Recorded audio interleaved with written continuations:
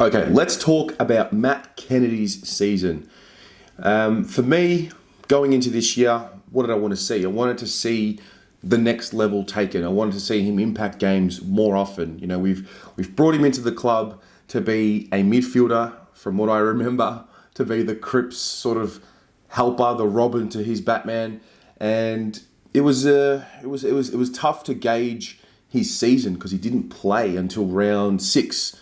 He debuted against the Western Bulldogs this year, and he had one of those years where he'd come in, he'd play really well. You look at the Doggies game, 20 touches, and then the following week he just wasn't as good, but okay, and then he'd sort of alternate.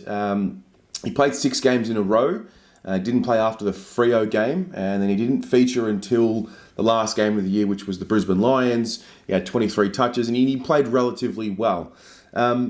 It's just hard to get a read on, is he definitely going to make it in the way that we thought he would? I love his attributes. I love the fact that I saw him look stronger in the contest, especially around stoppages. My only qualm with him is once that ball gets cleared and we get that first handball out and it's time to spread, he's just a little slow. He did get better at that, and I know there were reports about him improving in that change of pace and that burst of speed, so he's obviously working on it. And then there was a little bit of discussion around, can you have Ed Curnow, Cripps, Setterfield, Kennedy in that same midfield? Is it a little slow? And so I feel like that's probably why he didn't get a game earlier. You know, when he did get a game, Teague spoke about how, you know, we couldn't really find a spot for him, but we had to play him because he was playing so well in those reserves matches. And that's a good sign for me. That's a tick for me.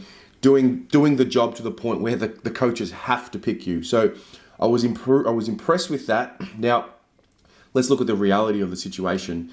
He's out of contract and we haven't re-signed him yet as of, you know, filming this video. So what it tells me is he's obviously not in a category where the club are rushing to re-sign him.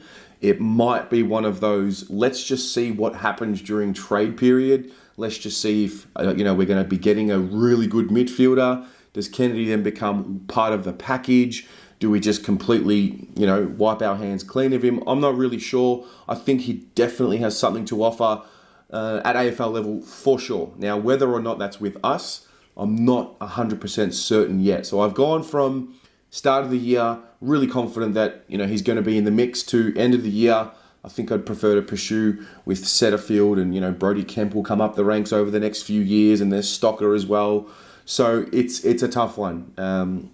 He had some good moments. The reality is he's played this amount of games. He's in and out of the side. He's not at the top of the priority. And maybe this is something he needs.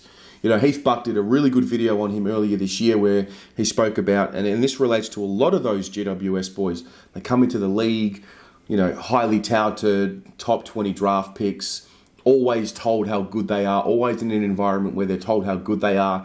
Then Kennedy gets poached to Carlton. We're going to get him because we rate him. He's never really, in his career, had a situation where he's had to really struggle. And this year could be that year for him, where it's a bit of a reality check. And hey, I used to be a highly touted midfielder, and now I've really fallen down the pecking order. That could spark something for him moving forward. Now, I'm gonna leave this to you guys. I'm torn with where to go with him. For me, it's a wait and see during trade period and see what we can get. So that probably tells you if we can get a better player, I'd probably be using him in a package. Full respect to him, love him, but I love the club more. So that's where I sit on it.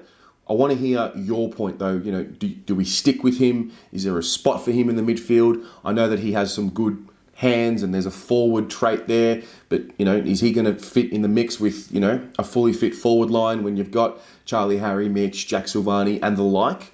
Let me know what you think. What are we doing with him? What did you think of his year? And we'll go from there.